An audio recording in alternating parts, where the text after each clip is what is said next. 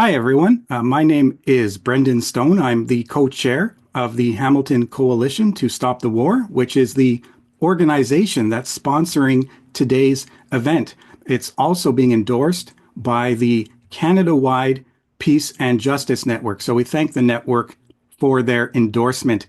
I'm just going to give a few seconds for everybody to stream in there. We had more than 200 people registered for today's webinar. So we're very excited. We're going to get to hear from people all across Canada and elsewhere as this webinar continues. Closed captioning is available on an individual basis. It's a kind of live transcript you should be able to enable via Zoom, via the CC button. And this meeting, this event, is being recorded, but only the speakers are being recorded, not the audience. So you don't have to worry about that. And we hope to post a video of this event afterwards. There's a lot that could be said about today's event.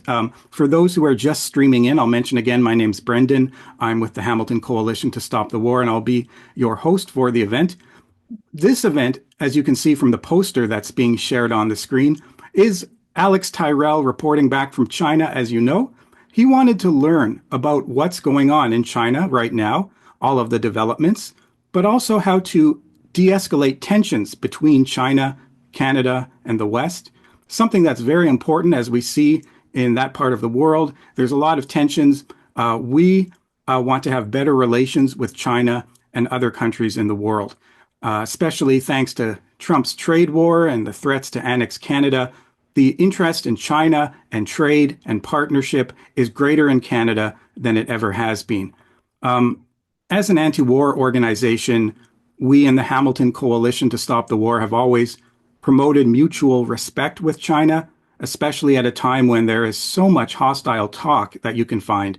So it's very important to get a perspective into China, inside China. And for that reason, many of us are glad that Alex went on this trip. So I'm going to introduce Alex very shortly. And before I do that, I just want to point out that this meeting has chat enabled. There is a chat room, so you can talk to one another, announce where you're coming from. I'm not looking at it right now, but people tend to post the city that they're in or the organization that they are with at the beginning of a meeting, and we get a big long list: Vancouver, Montreal, all the cities in Canada of where people are posting from. So please feel encouraged to do that. And please keep it respectful. We have a few people monitoring the chat for any discriminatory comments about race or gender. We don't want anything like that. Questions can be posed in the chat for Alex, and it will be directed to Alex at a later time. So you can write down questions, and you can use the question and answer box that is in Zoom, the Q&A box. So let's move over to the main feature of today. That is, of course, our special featured speaker, Alex Tyrrell, the leader of the Green Party of Quebec since 2013. I'll give a bit of background on him. The year before becoming the leader of the Green Party of Quebec, Alex was already a veteran of the Maple Spring student movement, which had been so exciting and inspirational across that province. Following his secondary education, Alex Tyrrell enrolled in the Mechanical Engineering Technology program at Montreal's Dawson's College, and during his technical studies at CEGEP, he worked on the issues of biofuels and became involved in an advocacy program to finance a project of the design of electric vehicles for the students of his department, something you'll be hearing about, a topic you'll be hearing about in the meeting today. He graduated from an environmental science program at Concordia University in Montreal in 2017, having focused his studies on better understanding the problems of pollution, the impacts of climate change, and issues related to the environment. And during the past decade or more, Alex has had an exciting time promoting various issues and campaigns within the Green Party and beyond. So without any further ado, I'd like to bring you Alex Tyrrell. I'll pin him on the screen, and he has a lot to report back. Well, thank you very much, Brendan, and thank you to the Hamilton Coalition to Stop the War and the Canada-wide Peace and Justice Network, as well as Just Peace Advocates. It's really an honor for me to be able to share the insights that I've learned through this 2 2 week trip to China. And so, as Brendan presented a bit about my background, about my education and sort of where I'm coming from on that sense. Since 2013, I've been leading the Green Party of Quebec. I was elected to that position at the age of 25. And the Green Party of Quebec has really defined ourselves as an eco-socialist party that fights against issues including racism and discrimination within Quebec and Canadian society. I'm also involved with the Québécois Movement for Peace, which is an anti-imperialist organization situated here in Montreal. And over the past few years, I've been quite deeply involved with the peace movement, especially in response to the NATO proxy war that's taking place in Ukraine. And so, through my involvement in the Green Party of Quebec, I've had the opportunity to take positions on various issues impacting minority communities here in Quebec. One of the first issues that came up back in 2013 was the Charter of Quebec Values, which sought to ban all religious symbols from all government employees. That was something that we took a very strong position against. And it's enabled us to build a relationship with the Muslim community here in Quebec. Also, I come from an Anglophone father and a Francophone mother. But there is issues of discrimination based on language here in Quebec, and so we've been very vocal on those issues, defending the Black community as well, and issues like Black Lives Matter, and marching for various causes, including that one. We've worked with the Jewish community as well about the bans of religious symbols, including the kippah. And more recently, I came onto the issue of anti-Chinese racism, especially as it pertains to Canadian politics.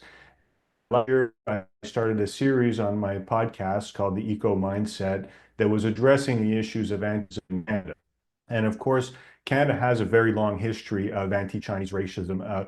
The National Railroad in Canada was built to a large extent by Chinese labor, people who were brought to Canada and who were forced to pay what they called a head tax.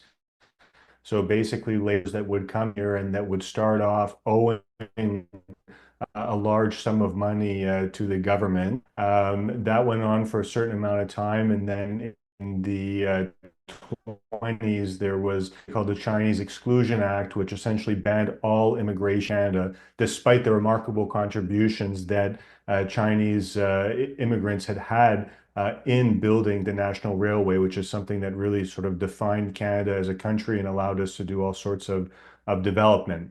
So one of the latest issues about anti-Chinese racism in Canada is this hysteria that we see around alleged Chinese interference in Canadian elections.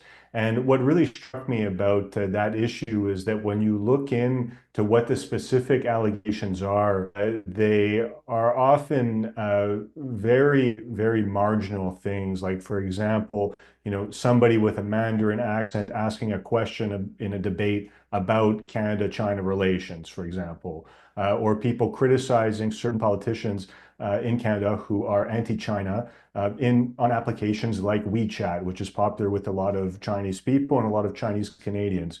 So I really perceive this anti-Chinese interference narrative as really unsubstantiated allegations that are really kind of leaked by CSIS and the RCMP to build up animosity towards the Chinese government and perhaps even to prepare Canadians for an armed conflict with China.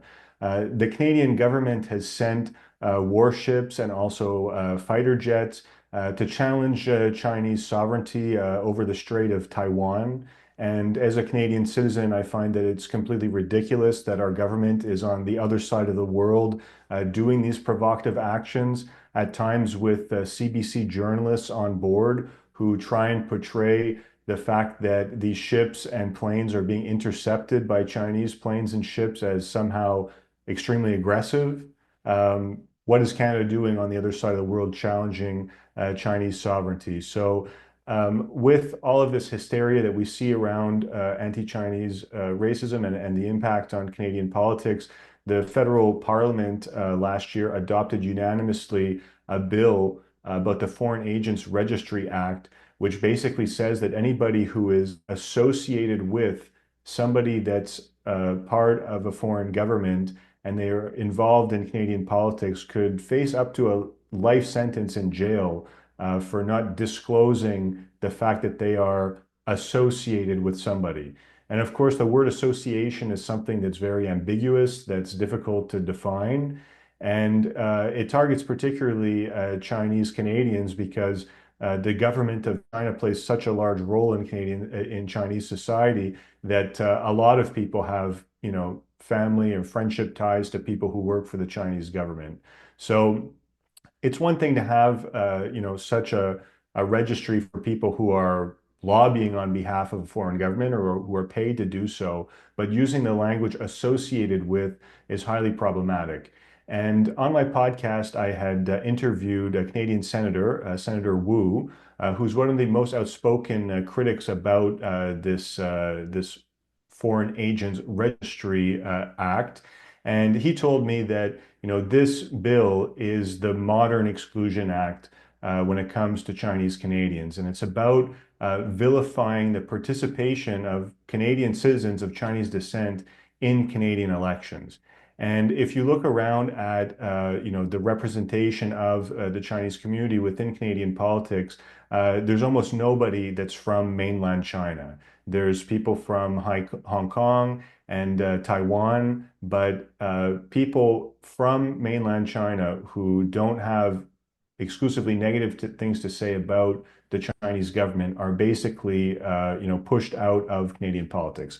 And so I think that that is a big problem, and it's really scary that our government has adopted these really draconian laws that are not enforced yet because the commissioner of the Foreign Agents Registry has not been named and the more specific rules have not been published yet. But it is still a law that's on the books that modified the criminal code. And it's worth noting also that in the 2000s, there was a campaign by Chinese Canadians, including William Deere, who I also interviewed on my podcast, the author of a book called Being Chinese in Canada.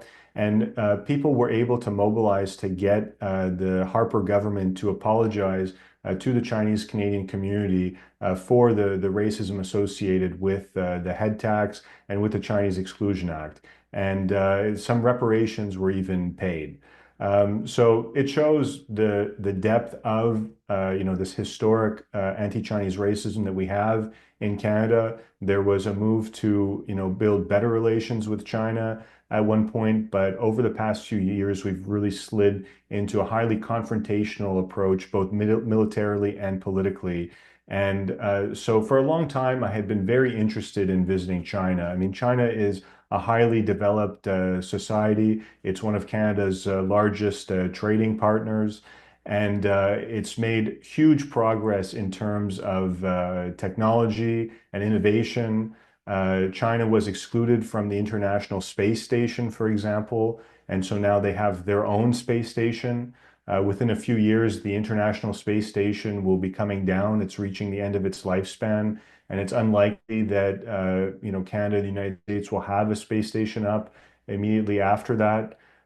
There's also the International Lunar Station for the surface of the moon, which is being pushed forward by China and countries from the BRICS alliance. So there's really a lot of big innovation. They've managed to really bring down the cost of small electric vehicles. In Canada, there's no small electric vehicle on the market.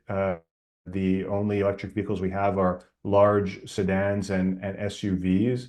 And so I wanted to get a feel for some of this technological progress that had been undertaken by China, especially given the fact that Canada had applied 100% tariffs to both Chinese electric vehicles and Chinese solar panels. So in other words, Canada is willing to slow down our energy transition for political reasons. Um, this spring, I received an invitation from the Chinese embassy in Ottawa, and they told me that they were organizing a trip to China for Canadian journalists, media personalities, and influencers. And this was a trip that was fully funded by the Chinese government. So they covered all of the meals, the flights, the transport within China, and so on. And I've been very transparent about this from the beginning. In fact, I put it as the first paragraph in my post announcing the trip, and I find it's important to reiterate that today in the interest of transparency. And of course, going on a trip that's organized and sponsored by the Chinese government, of course, the goal of this trip was to showcase Chinese achievements and progress, and to really get also a more profound understanding of the Canada-China relationship. And so I don't pretend to have a holistic understanding of the entire country of 1.4 billion people after a 6-day tour organized by the government. And then I also traveled for about a week afterwards on my own and was able to talk with some locals and visit the Yellow Mountains, which is really an incredible landscape. And I spent some time in Shanghai as well, which is the world's third largest city. And it's also the largest and richest city in China itself. So I've got a few photos that I'd like to share just while I go through uh, my trip to China in chronological order. So I guess that people can see it here. So this is when I was leaving at the airport in Montreal. This one is arriving in Beijing. It's a very modern kind of airport. This is a view from the hotel room in Beijing. And the first day of our trip was really by far the most interesting on the political front because we went to the capital city of Beijing and we were able to meet with officials from the foreign ministry. Earlier in the morning, we went to this news outlet and we had a dialogue with some of the people that work there. One of the things that I found was quite interesting was that Chinese and Canadians, we operate on different social media networks, right? People in China do not have access to Facebook, and generally Canadians are not active on Chinese social networks. So it really leads to somewhat of a divide.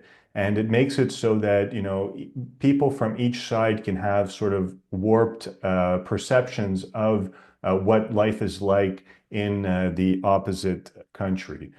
We also went to check out the Forbidden City, which for a long time was the center of power in China. So it was very interesting to look around there.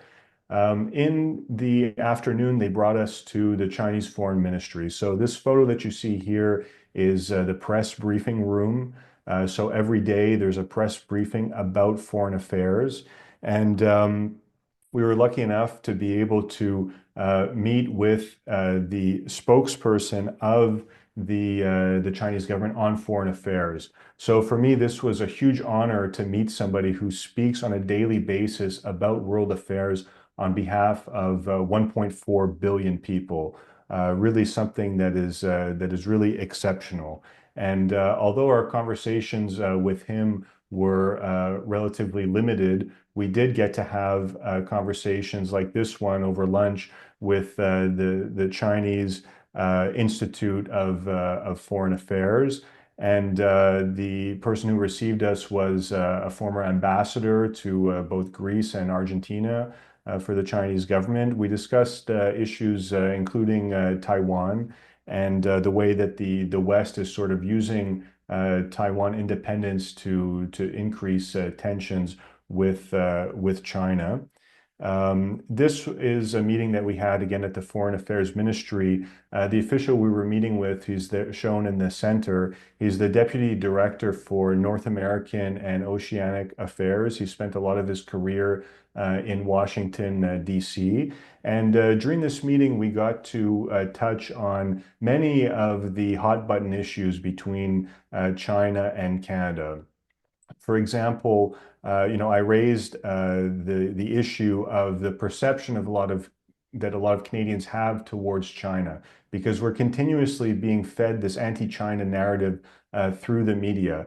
For example, in Quebec, we have two community centers for that cater to the Chinese community, right? So community centers where the people there who work there speak Mandarin and are able to help people who have recently immigrated to Canada to get their paperwork in order and to, enroll their kids in school and take French classes and that sort of thing. Well, out of the blue, the RCMP and CSIS began saying that these community centers were actually, quote unquote, Chinese police stations. And they advanced this without any kind of proof, without obtaining any kind of search warrant, and really, in my view, defamed the people who were involved in them. Shortly after, they announced suddenly that, well, the Chinese police stations have closed, but the people who were in these community centers were still there, and there's been no charges laid. And I think that it's one example of many of these leaks coming out suggesting that China is carrying out these nefarious operations in Canada, but without advancing any kind of proof. And normally in Canadian society, when you make allegations like that, you have to back them up in court, especially for a police force. So we discussed the fact that that's it. The media is pushing this anti-China narrative. I asked him, what's the number one thing that Canada can do to improve relations with China? He said, he replied with a metaphor saying that, if you're buttoning up a jacket and you start with the buttons in the wrong holes, when you get to the top, nothing will line up. They were very upset about the detention of Ming Wanzhou, who was an executive of the Huawei Corporation. A few years back, the Canadian authorities detained her in house arrest for about 3 years on the request of the first Trump administration, who had a frivolous claim about her violating US sanctions towards Iran. This detention was a big source of tension between the two countries. Canada refused to intervene, even though the Minister of the Minister of Justice had the authority all along to cancel the extradition proceedings, but chose not to. So that's something that really took a big dent out of the positive relationship that Canada had with China. Of course, an issue that's somewhat linked to that is the detention of the two Michaels in China. For the longest time, the Canadian government had claimed that, these people were completely innocent and so on. Well, it turns out that once they were liberated and returned, Michael Xavier has launched a lawsuit saying that the Canadian government owes him money because he was indeed passing along sensitive information and was detained for doing so. The Canadian government has settled this lawsuit now, and so it does sort of, collaborate what the Chinese government was saying is that these people were involved in spying and that sort of thing. But of course, Canada has used their detention to push this anti-China narrative. And even if you look at the travel advisories on the Canadian government website, when you look at China, they talk about things like arbitrary detention and so on for business people, which is really very far removed from the truth. Um, we talked about some other very sensitive issues, including the recent execution of 4 Canadian citizens in China who were accused of drug trafficking. Of course, Canadians are against the death penalty by the vast majority of us. I'm against the death penalty and prefer a non-criminal approach to drug use and harm reduction and so on. It's something that I've advocated for a long time. So we did discuss that issue of those executions, and what the Chinese government said was that the law in China applies to all people in China, not only to Chinese citizens, and that the quantity of drugs that was being imported by these individuals was many times higher than the threshold for the death penalty, and that they had conducted a trial and so on, and that it took, several years for these sentences to be applied because they have to be validated by the Supreme Court before they're applied. So look, it is sad, that people were put to death over drug crimes. But at the same time, it is a question of sovereignty, right? And I think that most Canadians would agree that Canadian drug policy should be set by Canadian laws. And in this case, Chinese drug policy is set by Chinese laws. And as much as we might disagree with the hardline approach to the war on drugs, that is the law in China, and people who go to China are expected to respect the law in China. So it was, quite a frank discussion that touched on many of the sensitive issues. The issue of the Uyghur situation. So for people who don't know, it's the Muslim minority in the Xinjiang province. The United States government has accused China of genocide towards these people. The Canadian government has adopted unanimously a motion condemning China for genocide in this case. The Chinese government says that this is completely Western propaganda, that it's not the case. I don't pretend to know enough about it to offer an informed opinion on one side or the other, but I do know that although the Canadian Parliament has adopted a motion condemning this alleged genocide, they have not done the same thing for Palestine.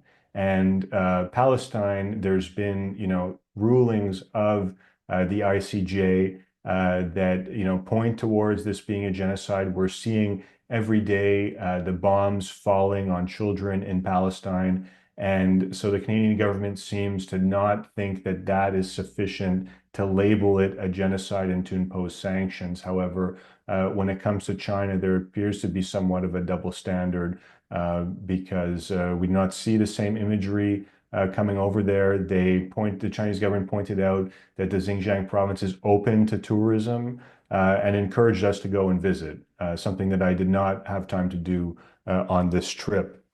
This is another photo of an airport. Within that 6-day trip, we went to 3 different cities. We flew between each one, but I was able to take some high-speed trains later on in the trip, including the maglev train, which is actually the fastest train in the entire world. So Beijing was a relatively quick trip. It was a 24-hour stop over there. And as I mentioned, that was, the essence of the political meetings took place in Beijing. So Hangzhou is a city that's a little bit like San Francisco in the sense that it's very high tech, and they do a lot to attract high tech companies to go there. Oh, this is a photo from before. This is at the foreign ministry in Beijing with the foreign affairs spokesperson, and this is our delegation. Also, that you can see here, there's people who are involved in many different things, from an award-winning artist to people who write in the Globe and Mail. There's Aidan Jonah from the Canada Files that's there, and various people. So when we got to Hangzhou, one of the first things we did was they took us to this art exhibition, and it's an art exhibition that features the art from a very popular video game.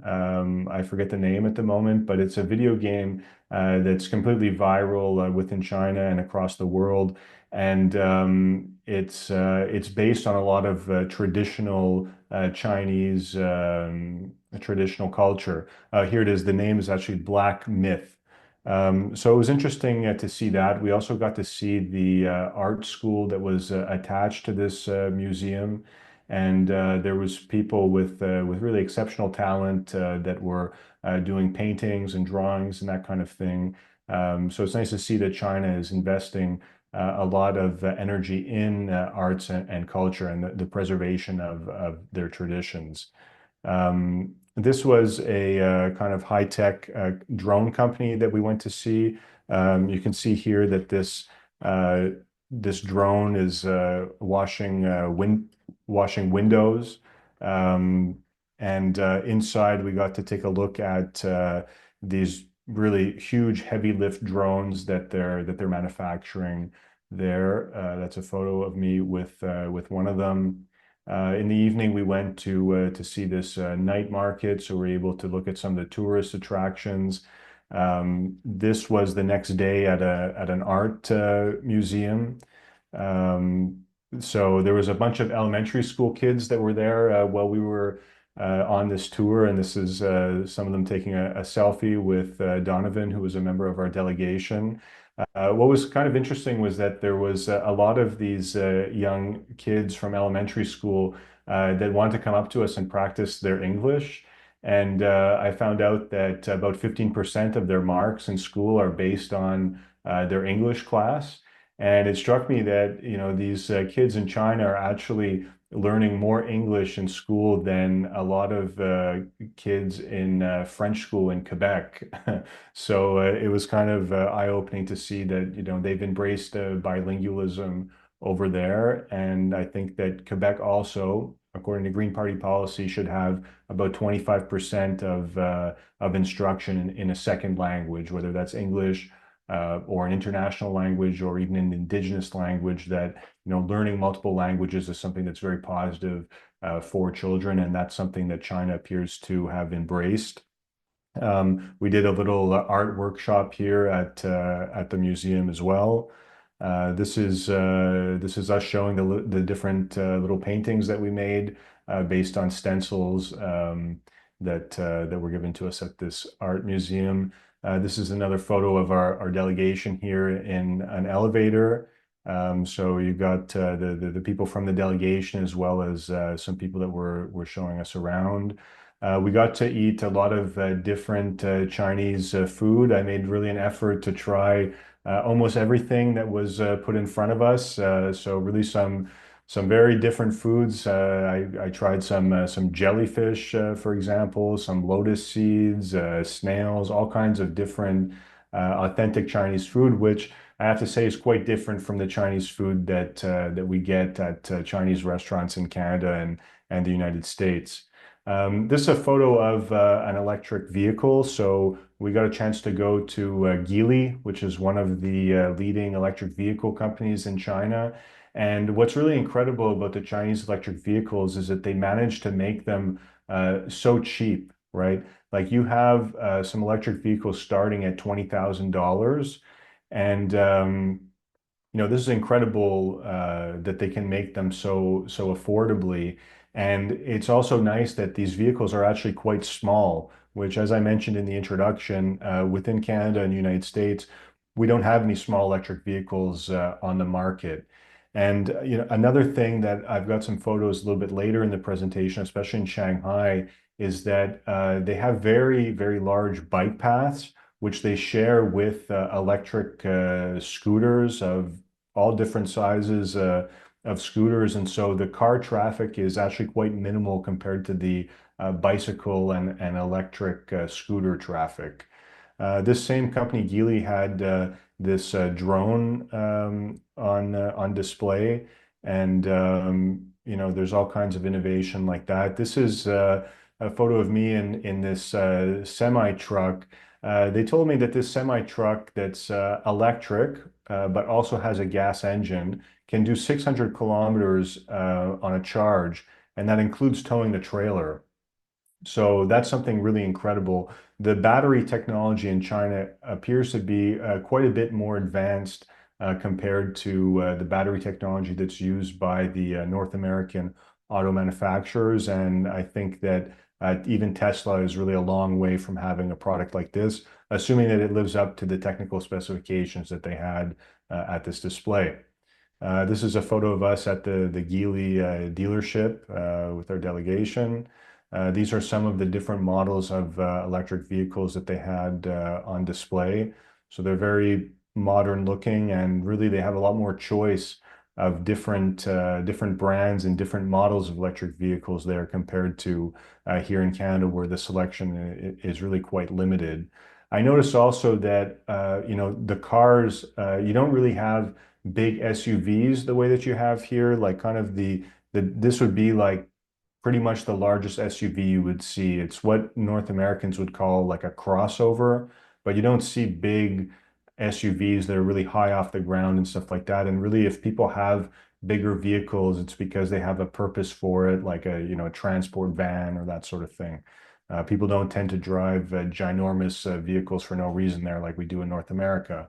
Also, something that was interesting was that they've got a really large proportion of their vehicles that are electric. And you can tell because the license plates are green when it's electric and they're blue when it's gas. In the case of Beijing, they managed to get people to adopt the electric vehicles by essentially making it more convenient, in the sense that if you have a gas vehicle, you have to like win a lottery to be able to drive it downtown. And even then, you're not able to drive it 5 days a week. So even though I guess you could argue that a gas vehicle could be perhaps more convenient and that the electric one places some restrictions, they compensate for that, not through big subsidies the way that we've done in Quebec and Canada, but by saying, well, if it's electric, you can drive it downtown 5 days per week, and you don't have to worry about entering the lottery and getting a permit and so on. So it's a way to kind of, counterbalance the convenience of the gas car by offering, perks that are only available for electric cars. So I found that was something quite interesting. This is a park. We went out on a boat tour here in the West Lake in Hangzhou. So really nice, beautiful place. We got to an island and got off and walked around. And these are the kind of boats, covered boats that people tend to use there. This is a photo with one of our local guides from Hangzhou. So she was involved with the foreign ministry and offices of the foreign ministry in Hangzhou. This here is an interesting little piece of technology. In one of the hotels that we were staying with, they had this little robot, which basically was used to bring stuff from the reception to people's rooms.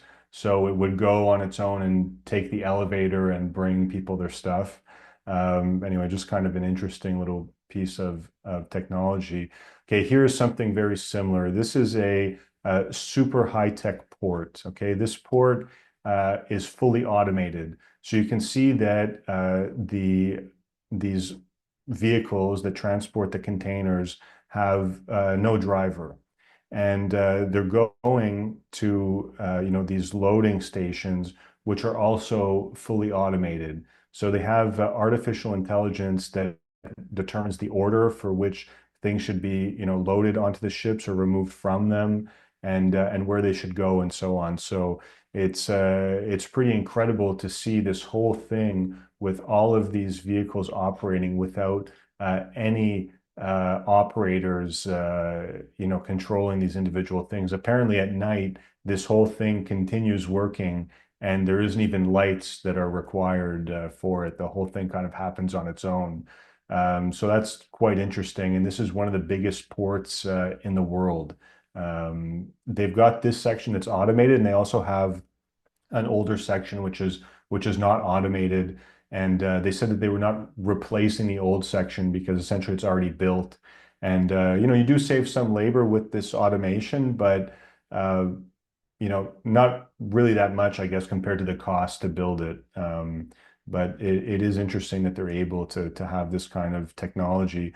Also, on the issue of self-driving cars, they're not really that common in China at the moment. Actually, that's one of the things that the United States is sort of leading the way. Back in last fall, I was down in San Francisco and I was able to try out a self-driving electric taxi. So basically, it's the Google self-driving car project, and you can call them on your iPhone, and they literally come pick you up without a driver and take you where you need to go. So that's one thing that China has yet to catch up on, but is probably coming pretty soon. This is one of our guides also from this port. By the way, this port is located in Qingdao, which is a former German colony. This again is our group here, and what's kind of interesting here is that we're standing on these tiles here, and they're actually tiles that walk on it, your feet sort of sink a little bit, and it generates electricity by recouping energy from people walking. This is a photo that I took at night. At nighttime, a lot of the things are really bright lit, kind of like a little bit brighter than the stuff that we see in Canada. So there appears to be, abundant lighting and abundant electricity. I know that China is really involved with nuclear energy, so obviously there's a lot of pros and cons to that, but they do seem to have the electricity to be used. This is a high-tech appliance company that and there's this robot that I took a photo of. One of the things that was interesting with this company is that I discovered they had a refrigerator that had a feature essentially that the fruits and vegetable drawer was vacuumed. So it removes the oxygen from the fruits and vegetables, which actually allows them to last 3 or 4 times longer than when they're in the open air. So it seems to me like a lot more fridges should have such a technology because it could really make a big dent in combating food waste. Later on, we went to this beer tasting with Qingdao. So that's one of the Chinese brands that some people recognize from North America. And this was a kind of funny thing. They're a drunken house. Basically, you go in there and it's everything is on an angle, so it kind of feels like you're drunk in this thing. So these are some of our guides going through this drunk house, but don't worry, nobody was actually drunk. This is another one of the meals we had with our delegation. These are some of the people. That's Naomi, who's a well-known artist, and Yang, who is the person who organized the trip from the embassy in Ottawa. This is when I got to Shanghai. So these are some of the tallest buildings in the world. This was my solo part of the trip. So for the first couple nights that I was in Shanghai, I wanted to stay in the building on the left. It's one of the tallest hotels in the world, and I really got an excellent view from there and a perspective of the city. This is Shanghai at night, so you can see really this incredible skyline with all these lights going on, and there was literally thousands of people that were there to look at this. It's another shot of one of those tall buildings. Another shot of Shanghai at night. That's me in front of those large buildings. This is the inside of the hotel that I was staying at that night. So I was staying on the 78th floor, and I think it goes up to about 90. And this is like the interior atrium that spans like over 50 floors. That's another shot of the buildings from outside. That's a shot of the view that I had for those 2 nights. Really the third biggest city in the world, so really incredible. After that, I went out to the Yellow Mountains. So it's a mountain range that I got to by train, high-speed train, rolling at about 200 kilometers an hour. And they have a really beautiful landscape there. It's a World Heritage Site. And I went up there on what I didn't realize was a a vacation week for Chinese, kind of like a spring break. They called it Golden Week. So I was really lucky to be able to get a ticket to go up the mountain because it was sold out, and I hadn't really done that much research ahead of time. But I managed to show up at the mountain's base at 5 a.m. and was lucky enough to get a ticket to go up. But the mountain was really packed. There was thousands and thousands of people that were up there, almost all of them Chinese. Actually, like I was one of the only white people on the mountain, and 5 different times people stopped me to take selfies with me. So it's kind of funny because I guess China is maybe not as diverse as Canada. So yeah, there's not really like as much mixing, I guess, in certain regions. So people were kind of surprised to see a foreigner, I guess, that was there. but it's a really incredible landscape, and you know it's nice also to have that sort of mixing, right? And you know, some people would say, oh, well, people want to take a photo with you just because of your race. Well, you know, it's really nice actually because it's the complete opposite of people being like, oh, well, you're not welcome here or something like that. You know, the fact that people want to come and take a photo and smile and make the peace sign, I think is actually really, really refreshing. And I did enjoy it. This is some of the food. There's a lot of ramens and noodle soup and stuff like that. And, you know, outside the cities, it's really affordable. A meal like this was about $3, I think, that I paid for it. This is a shot from the train when I was heading back from the mountains towards Shanghai. So you can see a bit of the countryside, the agriculture, and you know this high-speed train that runs throughout the country. It's incredible that in Canada we don't have this kind of infrastructure, right? Like the via trains that we have do not have a dedicated set of tracks. So they're often waiting for freight trains. They don't really run above 120 kilometers an hour. And it's really a substandard service that is very expensive and that, you know, often makes taking a car more affordable. So Canada is definitely far behind China when it comes to issues of mass transport. This was when I was back in Shanghai again because I returned after the trip to the mountains. So you can kind of get a bit of perspective here as to what the skyline is like at night. This is just, you know, some crowds here. If you want to see what, you know, what this looks like at night with all these people going around.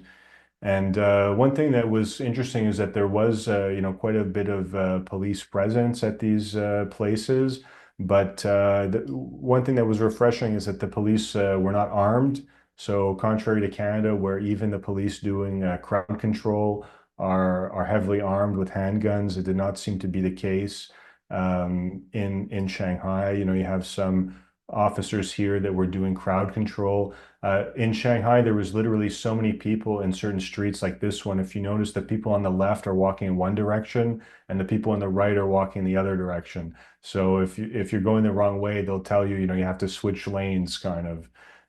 So it's just to get a bit of a perspective on how massive these things are and how many people there are. This is a picture of some public bicycles, and I have to say that this is one of the things that China does much better than Canada. Okay, in Canada, we've got some shared bicycles, but they often have these giant docking stations, which really make them take up a lot more space. And the prices to use them in Canada are often very, very high, to the point that a lot of people don't use them because of the price. But here, they've got these ultra lightweight bicycles. And for example, they're really made to last, right? And anybody can use these. It's like just a few pennies to, you know, you can use these things for 25, 50 cents type of thing. So like the money is really not a factor to stop people from using them. And they don't require docking stations. They can be left anywhere on the street. And another interesting fact is that the tires are not inflatable. They're just solid rubber, so it really reduces the maintenance costs quite a bit.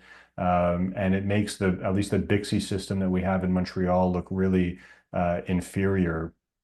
Here are some other shots of them. So you get an idea of just how many there are. They're absolutely everywhere that you go in the city of Shanghai. And I wish we could have something like this in Montreal and across Canada because it would really be great. So here are the tires. You can see that they're not inflatable tires. So I found that interesting. There's some more shots of them there. These are typical electric vehicles that you see on the road or on sort of the bike path. In Quebec here, the government banned the use of small electric scooters that you know, do not have a serial number and that sort of thing. So I think it's unfortunate, right? Because I do understand as a cyclist myself, like sometimes you're on a bike path and people have these, you know, electric scooters that are very large and go very fast. But if you notice here, you can see in the background, there's this sort of bike path with somebody on a scooter in it. Well, they've got one bike path in one direction on one side of the road, And on the other side of the road, there's a bike path that's also wide like that, but that's going in the opposite direction. So it makes it a lot easier for people to get around. And really, there's no reason why in Canada these vehicles are illegal. Look, this vehicle can fit 3 people in it. You've got the driver, and then you've got the bench in the back, which can hold 2 people. So, like, there's no reason why in Montreal, for example, if you order takeout food, that they drive it to you in a full-size car. We should really start looking more at using these different small vehicles like this. Like this one's even equipped for the rain with a windshield wiper. You know, there's so much opportunity for reducing emissions through the use of small electric vehicles like this, which do not have these massive battery packs that have, you know, all of the environmental problems associated with that. We need to really liberalize the use of electric vehicles on our streets. This here is a shot from the subway system in Shanghai. So you can kind of get an idea for you know, how big this is. This subway station has 20 different entrances, and the city has 18 different subway lines. So it's really incredible. The trains are much longer than I've seen in Canada. Everything is you know, easy to get around. Like the exits are numbered 1 through 20, and it kind of feels like an airport when you're going in there. These are some electric buses that they have. So they're pretty much all of their buses are electric. You got the different models of them here. Another small electric vehicle. And this is a pilgrimage that I took to the first Congress, the location of the first Congress of the Chinese Communist Party. And so they've got a whole museum set up there, and it's really interesting to learn about, you know, the history of the Chinese Communist Party, which, you know, came to power through mobilizing through unions and through advocating for better working conditions. And they've managed to accomplish a lot in China since their founding just over 100 years ago. So these are some shots from inside the museum, and it's sort of in chronological order, and it ends with Xi Jinping and you know, the different projects that they have in terms of, you know, environmental and social sustainability that they're pushing forward in China. This is another example of a small electric vehicle. This is a street cleaner. So you can see the brushes there, and it's got a big vacuum in the back. Again, something I think that would be really useful to have here in Canada. This is another shot of some mobility here. So again, you see the bike path on the left. You've got bicycles and electric scooters together, but they have sufficient space to be able to operate safely, and they're only in one direction. If this was Montreal, you'd have a bike path like that, but, you know, with bikes going in both directions, which, you know, leads to head-on collisions and that sort of thing. So really, especially in a context where people like Doug Ford are saying, well, we have to get rid of bike paths and so on. You know, those bike paths, you can increase their utilization if you allow the electric vehicles, like those 3-wheeled vehicles and so on, to use the bike paths. Well, then you can really make better use of them, and it gives you know, a reason to be able to expand them even further. If you reserve them for only bikes and you make the electric vehicles illegal, well, certainly the space won't be used as efficiently, and they become more of a target for right-wing parties and politicians that want to get rid of them and make more space for full-size cars and SUVs. This is, again, a shot of even more bikes. You get an idea for, you know, just how many there are at pretty much every street corner. So the scale of this is quite incredible. Okay, this is a neighborhood that I visited that was a little bit more run down. It was near the Shanghai textile market. So that's it. You can see that, you know, I don't know if people are living in all of these buildings, but one thing that was interesting is that right next to it, right next to these rundown buildings, you had buildings that look similar to them, which are being completely refurbished. So although there appears to be some people living in some rundown buildings, it would seem on the surface that the refurbishment is right around the corner. This is another example of one of these small electric vehicles with a tent around it to be used in the rain. This is a small one used, for utility, for transporting things around the city. And really, I think that this would be incredibly useful for a lot of different cities in Canada. And I don't understand why our governments have not enabled us to use these kind of things on the street legally. Another example here, another one there. People also have these things that they put over the handlebars so they can use them even in the colder weather. That's another example. Okay, so now we're getting towards the end. This is the high-speed train that I took to get back to the airport in Shanghai. So essentially, this is the fastest train in the world. It has been tested at up to 460 kilometers per hour. It's magnetic levitation. So when they switch the train on, it literally picks up and floats on top of the rails.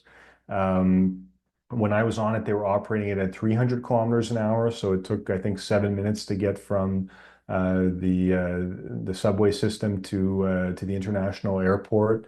And although it goes a little bit faster, I hear that they don't use it at full speed because it's a little bit less efficient in terms of energy consumption, and it wears out the train and the tracks a little bit quicker.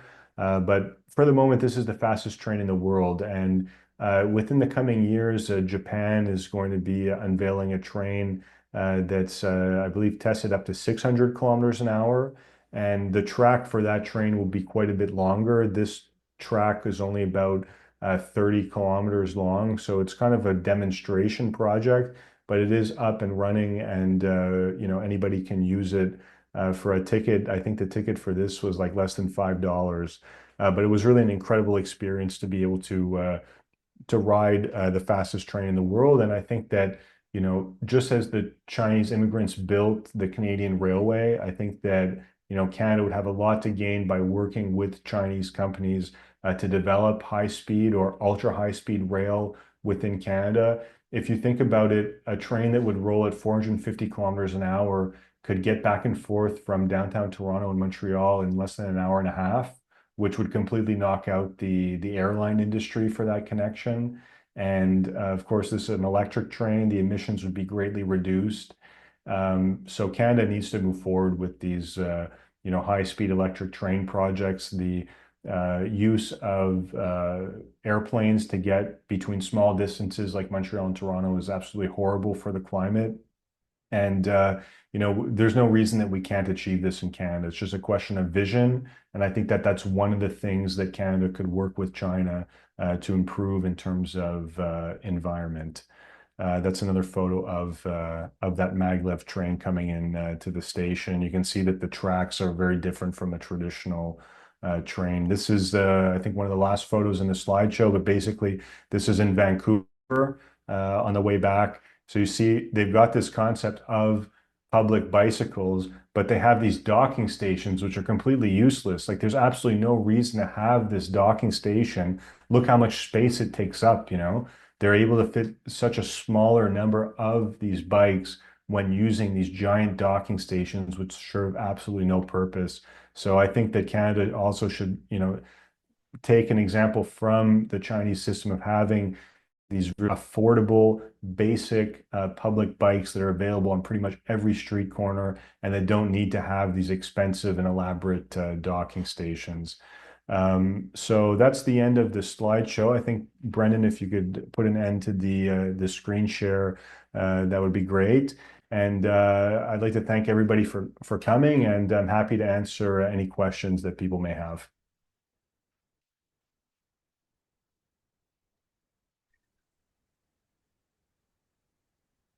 Well, thank you so very much, Alex. That was a wonderful presentation. It was amazingly comprehensive. It was illustrated, something of a multimedia presentation. I spent a week in China last year, about this time of year, on a tour. I could have made a presentation just on the restaurants alone as well. You Yeah. probably know that. Yeah, as soon as you step into that airport, it's like stepping into the future. And I'm sure we have a U.S. administration right now that wants to prevent all that from happening. And there's a lot that can be said about that. We have a lot of interesting questions. Right now, I would just point out their sponsoring organization, and the main organization bringing you today's event is the Hamilton Coalition to Stop the War. There are some costs involved. We incur some costs with the yearly Zoom membership, with advertising, flyering, posters, and upgrading to webinars for events like this and such. So, if there's anything people can do to help, if you want to contribute to help make webinars and events of a similar nature possible, you can find the information for donating to the Hamilton Coalition to Stop the War on the website, which is Hamilton Coalition to Stop the War.ca. There's a donate button, or you can send an e-transfer, send an email and e-transfer to hcsw at Cogeco, that's Cogeco dot ca. So hcsw at Cogeco.ca. So thanks for all that. And I'm sure Alex might have information about his own fundraising that he's doing that he might talk about as well. We're going to be starting the question period. Let me go over to our Q&A box here. Yes, we have questions in the Q&A box, and we have questions that have come from the chat. So we have quite a lot of interesting questions. We hope to get to as many of them as possible today. I see one here from Farouk, Farouk C, and it says, "Thanks for sharing, Alex. How can the Green Party of Canada and more generally other parties facilitate better relations with China?" So that's the question, Alex. Yeah, well, I think that the Green Party of Canada, if people have followed my social media, I've been really a vocal critic of their slide towards militarism and the politics of fear and wanting to increase military spending and really joining in with the anti-China narrative of perceiving China as a threat, of saying that we need, to pass more laws against foreign interference. Actually, Elizabeth May had said that we should put off the election so that the parliament could reconvene to pass more rules about Chinese foreign interference when, unfortunately, the Green Party supported this change to the criminal code with the life sentences for people who are associated with people who are working for a foreign. So I think that the role of the Green Party and the way I see it, at least, and the way the Green Party of Quebec sees it, is that we are there to push the debate further. Where the role of the Green Party is not to play into the dominant establishment narrative, to make people fear other countries, to manufacture their consent for warfare and confrontation. There's absolutely no reason that Canada should be out in the Taiwan Strait challenging Chinese sovereignty. And people like Eve Engler have said that this whole narrative about Chinese interference is just a way to build consent amongst the Canadian population for an eventual military confrontation with China. China has not been involved in a military conflict for over 45 years. I think that's something that a lot of Canadians are not aware of. And we're being fed this anti-China narrative. So the number one thing that the Green Party of Canada could do would be to join with the Green Party of Quebec in speaking out against the anti-China narrative and against this drive to increase military tensions, not just with China, but with Russia and with other countries. Elizabeth May recently suggested that since Trump is sort of pulling back from U.S. global domination, that Canada should step in and fill at least part of the US's traditional role of being the global cop. So when it comes to foreign policy, I think that the Green Party of Canada needs to do a complete 180-degree turn and stop being part of the problem and start being part of the solution. Well, thanks very much, Alex. That's a great answer. And thanks to everyone who's submitting such great questions. We're getting them both in the Q&A box as well as in the comments section, and those are being forwarded to me. I'll try to read them in some kind of chronological order or something approximating that. There's actually been two questions, the same question posted twice by somebody calling themselves Noah Body. And that question is, why don't they need docking stations for the bikes in China? Hmm. Well, a few years ago in Montreal, we had Uber Jump. So these were like electric bikes that were available through the Uber app. And it was the same thing with them. They didn't have any docking stations to go with that. So really, I don't see why we needed the docking stations. Like some people could say that if you don't have them, that people would just pile them up anywhere on the street, kind of like we saw from the pictures in China. But I think that's okay, you know. And if anything, if there's employees of the bike program, well, they can come and sort of place them a little bit. And I think that it really, if you know, educate the public on maybe, not leaving them lying in the middle of the sidewalk in a high traffic area, that, 99% of the people will comply with that. And I don't think that it was a problem when we had those Uber Jump bicycles. So the docking station, I think, is just a way that ends up increasing the cost for the users and really just slows down the entire process.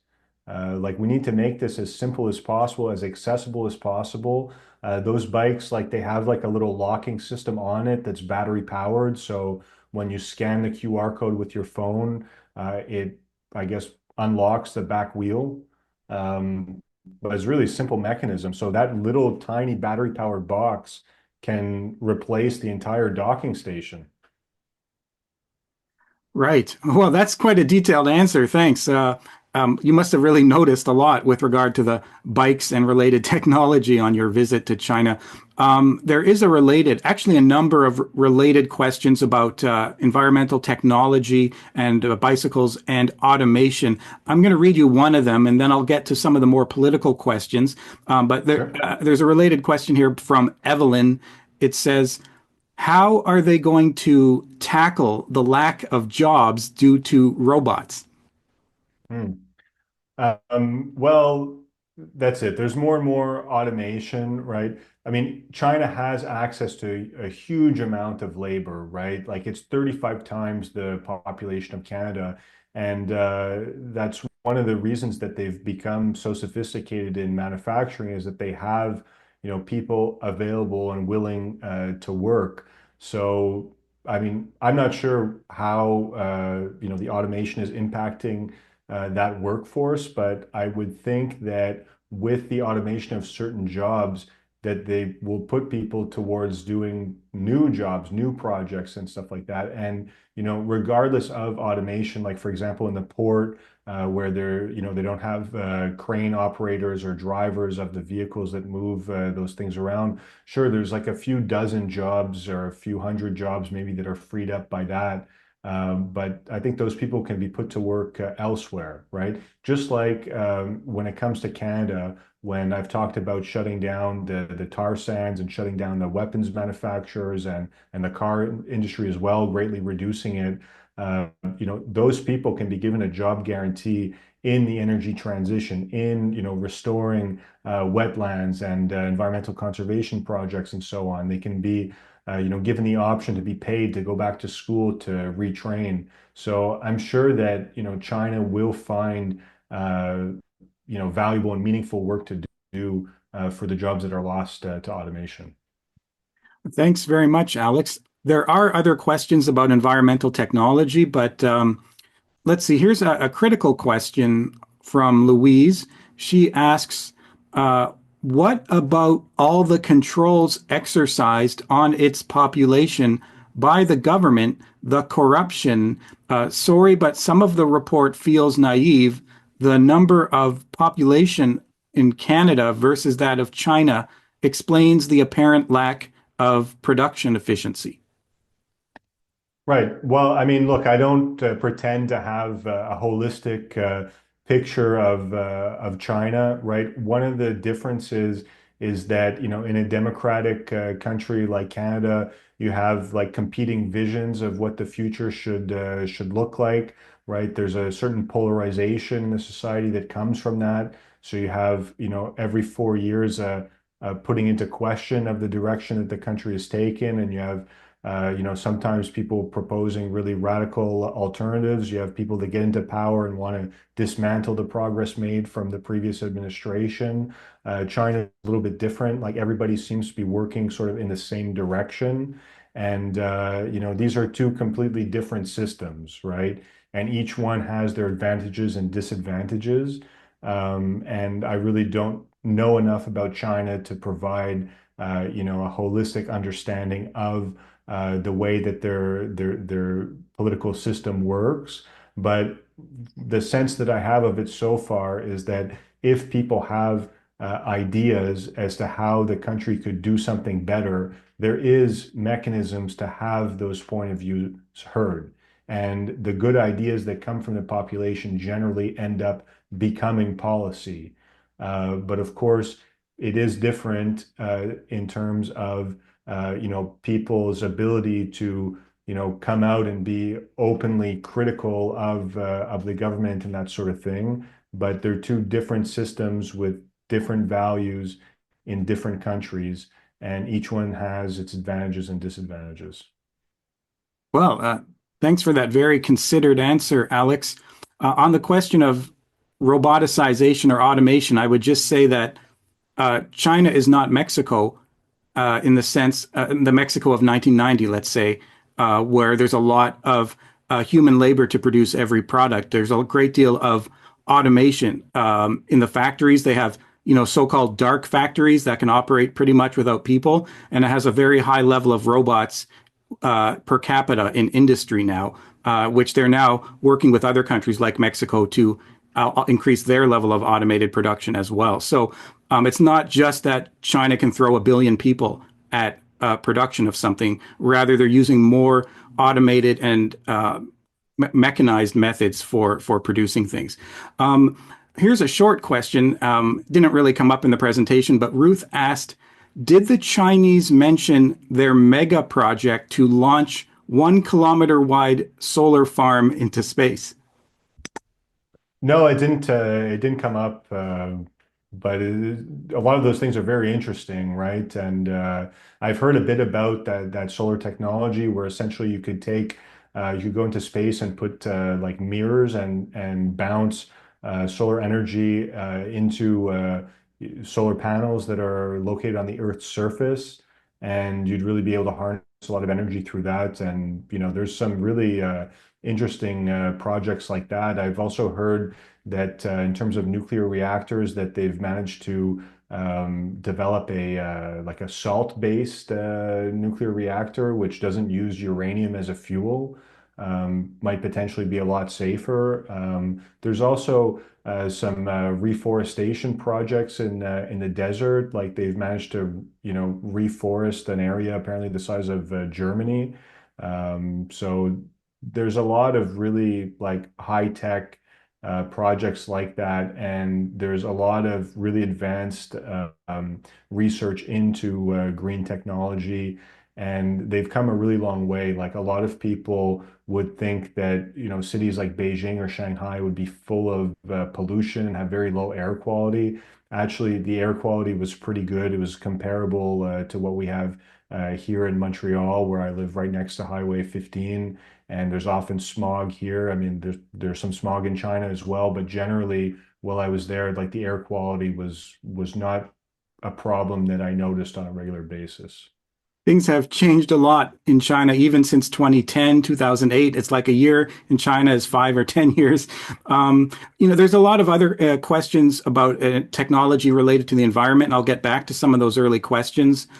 There's an interesting question about your tour itself from Ian. He says, I went on a similar trip in 2016 and 2019. Glad to see more Canadians visiting China.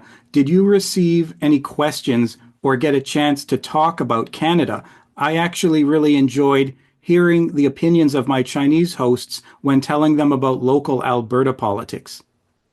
Yeah, definitely. We got to talking about Quebec and Canadian politics. Really, it was we were together for over 6 days, right? So there's a lot of different subjects that came up. We did stuff like compared, for example, drug policy between Canada and China, right? And a lot of people there were surprised to hear that Canada has this huge fentanyl problem, that we have tent cities in every major Canadian city, that we have people injecting themselves with drugs and in open sight and passing out on the street and dying and that sort of thing.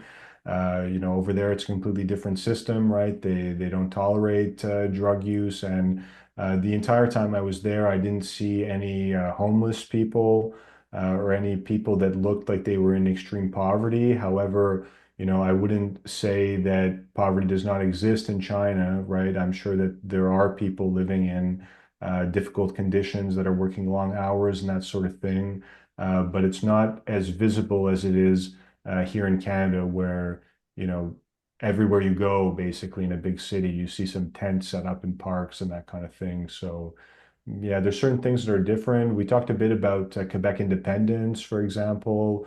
We talked about the election, right? Like the Canadian election was happening while I was out there, so I was watching the results from my room in Shanghai, and people from the trip had, various political allegiances within Canada, right? It wasn't all eco-socialists, right? There was a diversity of opinions amongst the group. We talked about how people here care for older people, and what kind of government services are like, what the social safety net is, how it compares to what's in place in China. So really, there was a lot of interesting discussions about that. I told them about the way that Canada treats Indigenous people, and the really extreme poverty that we have in those communities. I talked to them about the way that Canada is trying to marginalize Indigenous communities, trying to make sure that young Indigenous people don't become lawyers and start exercising their constitutional rights to land and resources, and all these factors that contribute to what we know as the Canadian genocide. So there was a lot of very interesting conversations about that, and it was really a nice opportunity to have this cultural exchange, and to for them to get our perspective on some of the things they were showing us, and for us to get their perspective on some of the issues and problems that we have in Canada. Thanks, Alex. Speaking of genocide, there were a couple of questions about Palestine, and I'll lump them together. Basically, China has been working in the past 18 months to try and bring about a peaceful solution in Palestine. But the questions are, given that China has relations with Israel, what is being done? Did you get any sense on the ground there of what people think about the situation, and if what their government might be doing about it? Right. So I think one of the big differences between, let's say, Canada, the United States, and China is that Canada and the United States actively support Israel, right? And it's our weapons that are being used to carry out that genocide. China is more of a neutral party to that conflict. For them, the respect of sovereignty is very important. But I did not see any Palestinian flags in the streets or really anywhere that I went. It wasn't an issue that was really featured prominently. We did have some discussions with our hosts about the situation, and China wants to have peace in the world as much as possible. But it wasn't really a focal point of the discussions that we had. What about political issues internal to China? There was a question from Douglas who asked, how were your questions about the Tibetans, Uyghurs, and the residents of Hong Kong received? Well, there was very open discussions about those issues, right? So, of course, like when it comes to the Taiwan issue, I've been very outspoken for a long time about the fact that Canada should not be intervening there. Our official policy, the Canadian government, is one China, therefore recognizing Taiwan as part of China. I think that Canada trying to upset that balance of power and trying to challenge Chinese sovereignty over Taiwan is a huge problem, and I voiced that. With respect to the Uyghur issue, as I mentioned before, they said that basically this situation is not what the United States makes it out to be. And there is that question of why is Canada condemning this alleged genocide in Xinjiang with the Uyghurs when we refuse to condemn the one that's taking place in Palestine, right? So with the Uyghur issue, they invited us to visit Xinjiang. They said that it's open to tourism, that anybody can go there. They pointed out that the Uyghur population has greatly expanded over the last couple of decades, and that's it. So that's the way that those conversations went. And I think that they did raise a lot of very interesting points around that. And there is an anti-China narrative, right? Like when you watch Canadian or American news, it's often trying to vilify the Chinese.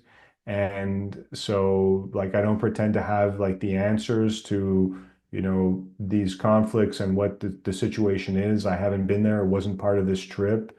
But I do find it, somewhat suspect that the United States government is the one that's advocating most vocally on this issue of the Uyghur population.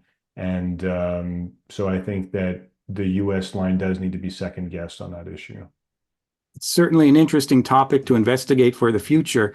And there's probably more interesting political questions. There's some about technology that I've been holding on to, technology and trade. There's a gentleman in the audience named Chris who asked a series of questions about trade. He said, I'll try to read quickly. Was information provided for key trade shows and conferences that take place annually? Because Canadians need to have clear access to methods of attendance to such events for buying things like buses, shuttle buses, cars, mini cars, trains, wind tech, wave, and solar panels. So, where do you find information about these trade shows, or did they give you any? And how do Canadian young academics study in China? How could they best do that to learn about that technology and logistics in the Chinese language? Right. Well, I think there's a lot of translation tools that are available, right? So it's possible to go to websites and translate them into English. They didn't give us any particular information about upcoming trade shows and that kind of thing, but I would encourage people to look this up and to go, right? It's not that difficult to get to China. You do have to apply for a visa. It takes 7 days to get it. You submit your passport at the either at the consulate or the visa center or the embassy, depending on where you live. And China is open to Canadians, right? It is definitely possible to go there. There's a lot of people that go there for business and that sort of thing. So despite what people might think, it is possible. And there are daily flights on Air Canada between Beijing and Vancouver. There's a number of airlines that are operating, so it is quite possible to go. And actually, just recently, I checked, into what the cost is, and I think a flight between Montreal and Vancouver is like $800 per direction. So it is within reach, and I think that more people from Canada should visit China and get a more realistic perspective of what things are actually like on the ground there, rather than just kind of getting our opinions through the news, which are overwhelmingly sensational and negative when it comes to China. Well, thanks, Alex. That's a very detailed answer. And Chris, or the gentleman, yeah, Chris just thanked you for that. And yeah, we still have a few questions. I know we're getting towards the end of things, but there's still most people here and a few good questions left. So I'm going to try to handle as many as I can here. Yuri Smouter asked a politically rich question here. He said, question to Alex, as an eco-socialist, do you find China is sincerely trying to pursue its own eco-socialism with Chinese characteristics? Do you find that they are guilty of some greenwashing, or are they a nation trying sincerely to deal with the climate crisis? And as someone who's going to be accused of being a tankie, please explain, do you find like China guilty of settler colonialism and so on, the way that Canada behaves and other settler colonial nations do? No, not at all. I think that China is a country that respects international borders, that hasn't been involved in a military conflict for 45 years. And China, when it partners for development, with countries, for example, in Africa, there's a shared ownership over the infrastructure and so on. The same cannot be said about Canada and the United States, right? The United States, when they want to get a resource from a country, they come in, they support armed uprising, they do regime change, they participate in coup d'etat, and they take the resources, right? Just like they're doing with Ukraine now, and forcing them to sign the agreement with the United States about the critical minerals. So I think that, that model of development is not uh, nearly the same as Canada. Like, especially when you look at what countries has China invaded, right? Basically nowhere, right? In the last, few decades, Canada has been involved in many military operations, right? We invaded Afghanistan. We're participating right now in bombing the Houthis in Yemen because we don't like their support for Palestine. Libya. There's Iraq, even Canada's participated in. So there's a lot of armed settler colonial conflicts that Canada's participated in far more than China has. And it's quite incredible given the fact that China has 35 times more population than we do. Then when it comes to eco-socialism and environmentalism, I think that China is sincere. They understand the threat of climate change. They're making efforts to mitigate it. But it's not to say that like everything in China is super green, right? Like I'll give you an example. There's a lot of excess packaging. Like at one point, I ordered a coffee, and the coffee came in a disposable cup with a plastic lid, with a plastic straw, with a cardboard, heat protecting thing, and then the whole thing inside a plastic bag, right? So there's a lot of stuff like that where the packaging is really excessive. And of course, we have the same problems in North America, but I would say that in my experience over there, there was even more packaging. And a lot of the times I find, when I'll order stuff from China online, for example, that the packaging is just completely absurd. So I was hoping that it wouldn't be so bad on that, and there would be more like, deposit exchange programs for cups and things like that, because really they must have so much, uh, plastic waste to deal with. And, unfortunately, we didn't really get to see much about their waste treatment infrastructure on this trip. But I would assume that they're probably more efficient than us here in Canada. Actually, Quebec and a lot of other Canadian provinces, we had been exporting waste to China. So we have all these shipping containers coming from China containing merchandise, and a lot of them are going back empty. So Quebec, for one, started filling them up with garbage or low grade, really low grade recycling. But about 5 years ago, China banned the import of garbage or recycling to China from Canada, and Quebec was forced to find alternatives. But unfortunately, about only 10% of what we put in our recycling bin actually gets recycled here in Montreal. So we've got a huge amount of work to do on that. And perhaps on a future trip, it would be interesting to see how China is dealing with processing waste and how to utilize maybe some of the energy that can be recuperated from that. Thanks, Alex. Great answer. There aren't too many questions left from when you were giving your talk initially. There's a couple there, but David has asked about the Green Party that I should lump together. He asks, first of all, what is the Green Party of Quebec's stance on Gaza and Palestine? And also, what is their opinion on the Russia-Ukraine conflict? Okay, all right. Well, it's a very good question. So, first of all, when it comes to Palestine, we say openly that this is a genocide that's taking place. It's completely unacceptable. We've called for economic sanctions on the entire state of Israel to apply economic and diplomatic pressure to dissuade Israel from continuing to kill all of these innocent people, children that are being wiped out by the tens of thousands, completely deplorable situation. And I find it very frustrating to have to watch this genocide and to see Canada's continued complacency in it. And, we've been vocal critics of the Green Party of Canada, who we think should go much further in their condemnations. The fact that Elizabeth May refuses to use the word genocide is a huge problem for us, and really hard-hitting economic sanctions are required to hold Israel to account. And we've called for, breaking cooperation deals between Hydro-Quebec, for example, and an Israeli power company and that sort of thing. And I regularly go to protests. I've been involved. At one point, we went down to an arms manufacturing facility that provided landing gear for American fighter jets, and we stopped workers from getting there for a few hours. I've been involved in some direct actions like that. And actually, last back in 2022, I did a tour of the different war factories in Quebec, calling for them to be shut down and the workers given a job guarantee in the energy transition.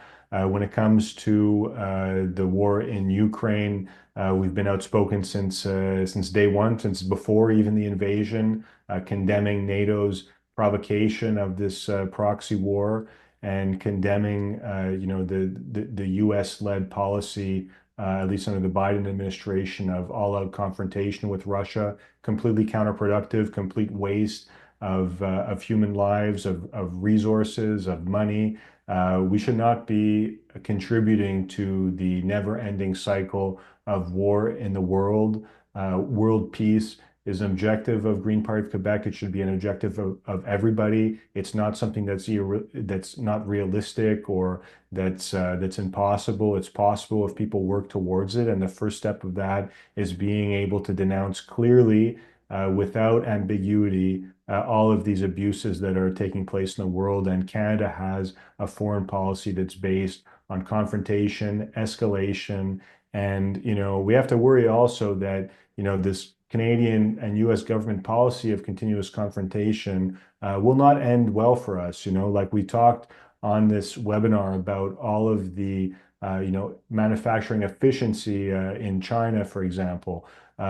If Canada gets into a war with China, like, we will not win that war. It's impossible, right? The manufacturing capacity is on their side. The population numbers are on their side. And people who think that Canada can go around and provoke wars with places like Russia and China and get out of it without having any impact here in Canada are completely wrong and mistaken in that.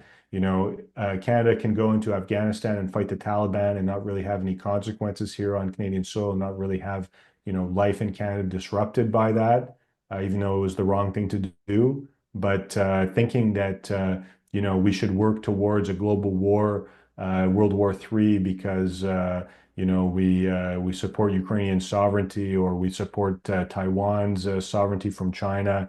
Like, these are not things that will end well for Canada. They're wrong to do in the first place, but we're also not equipped to win a confrontation like that. So it's in Canada's best interest to work towards peace on all fronts. One of the things in the last election was that even the Green Party was saying, well, we need to increase military spending, we need to buy F-35s and militarize the Arctic and that kind of thing. I mean, even if you consider that the threat to Canada would be United States annexation, like, even if Canada put 20 years of our economy into building up our military, we still would not be able to hold it against the United States. We would still not even be able to compete. Okay, and we still would not have the population. And even if we did try to go to war with the United States, like, it would come at an incredible cost to Canada and Canadian lives. So basically, the Canadian military is completely useless. And any increased spending in that is just taking away from social programs. And so under these circumstances, the Canadian government should be working towards peace with all countries in the world, should have world peace listed as a formal and primary objective of all foreign policy. And unfortunately, over the past few years, Canada has become one of the most outlandish, one of the most confrontational and sensationalist voices in global affairs. And I think that it's a disgrace in the entire country, and it puts all of us at risk. That's very detailed once again. Thanks, Alex. It might actually cover several questions. There were a couple questions that had been asked about Taiwan, war with Taiwan. What should Canada be doing in that regard? I think your points are well taken about China's industrial strength. Certainly, the United States has never picked a fight before with a country that is both larger than the United States and more industrialized than the United States, especially in terms of shipbuilding. And not only that, but technologically and for other reasons, it looks like a really bad idea that some people in the U.S. administration are setting a course on. So thanks for that. There's a couple interesting questions about the environment and the Green Party specifically. And we only have a few minutes left, but there's only a couple questions left. So David had asked, what next steps must the Green movement take to recuperate from its loss this election. What changes need to be made, and how do you intend to change them?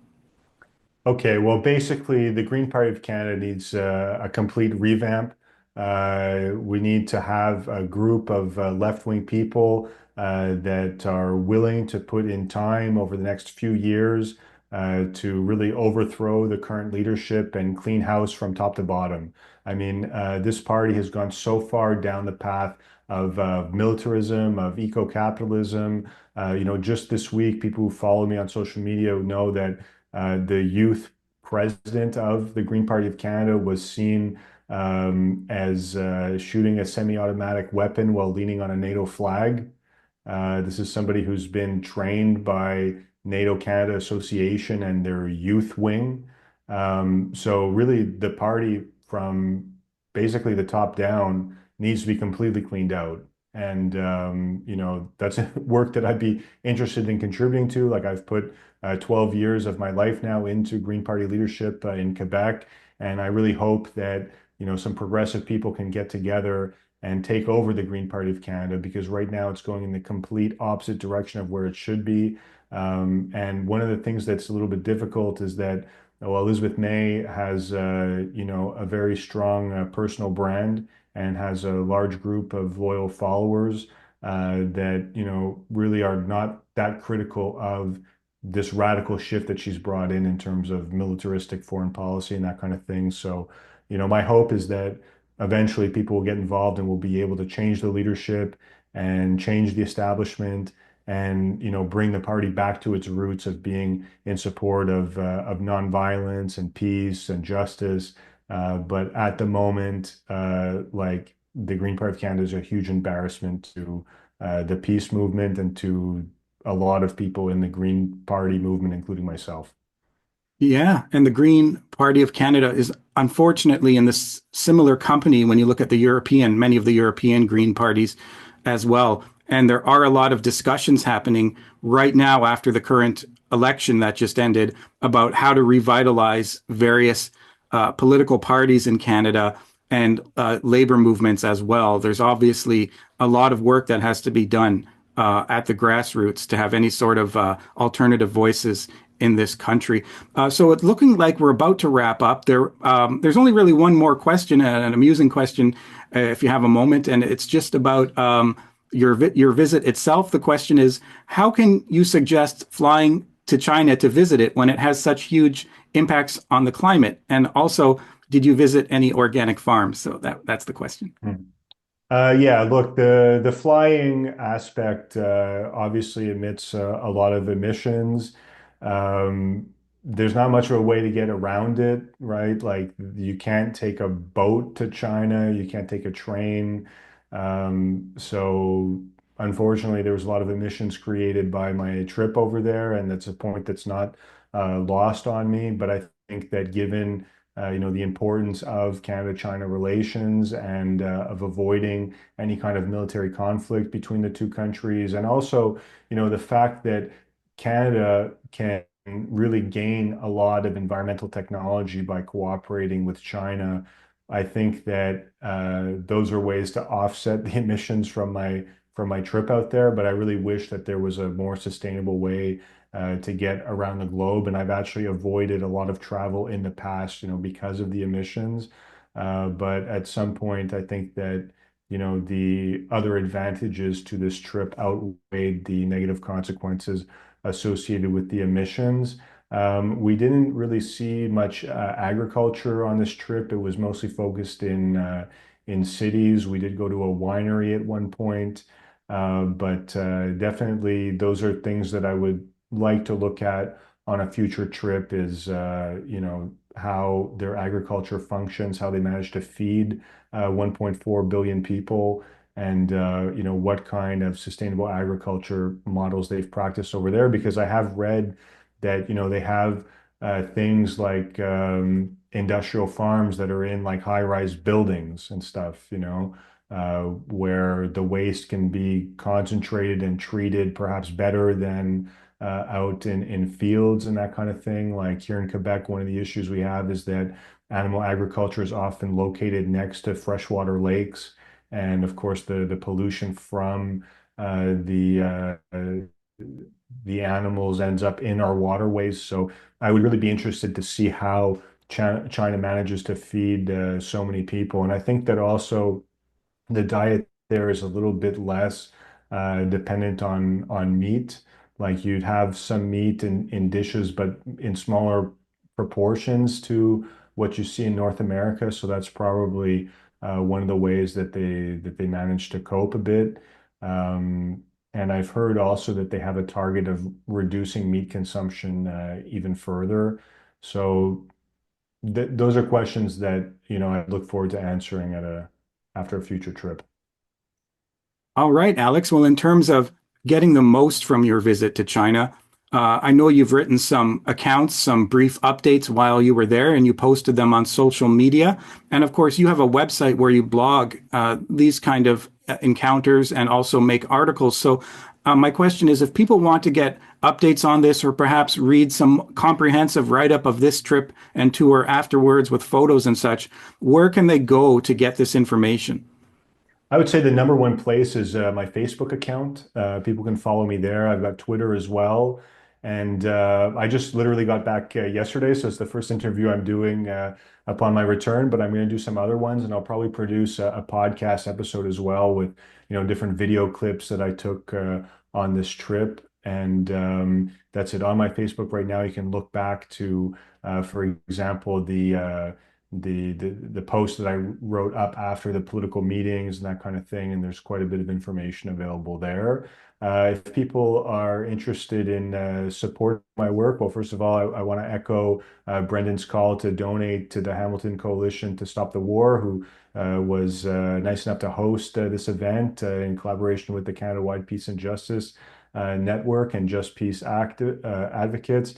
And if people are located in Quebec and they have Canadian citizenship, they can donate up to a maximum of $100 per person per year to the Green Party of Quebec. So Green Party of Quebec, other than those small donations, is a completely publicly funded organization. We're funded based on the number of votes we get. And it's one of the things that allows us to speak out on different issues without having to be accountable to a donor base.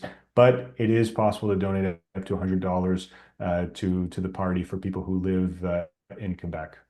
Well, thanks very much, Alex, and thanks for reminding about the Hamilton Coalition to Stop the War fundraising as well. Again, people can visit the website at Hamilton Coalition to Stop the War.ca. There's a donate section, there's a button, and also they can send an email e-transfer to hcsw@cogeco.ca. So thanks for that. We love doing webinars. We love talking with people who go on interesting trips and tours and meet with people and conferences and so on. So I hope to read more about Alex's trip, in terms of his blog, his personal website, and his social media on Facebook and elsewhere.